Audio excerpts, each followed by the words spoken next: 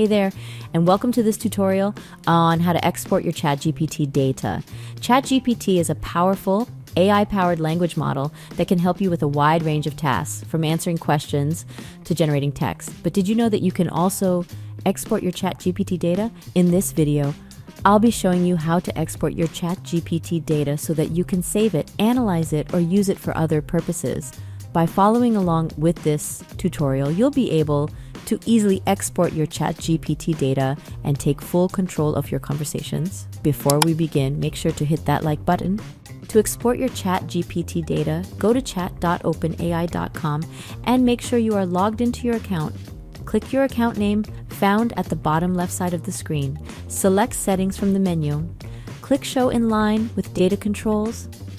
Click on Export Data. Confirm the export by clicking the Confirm Export button.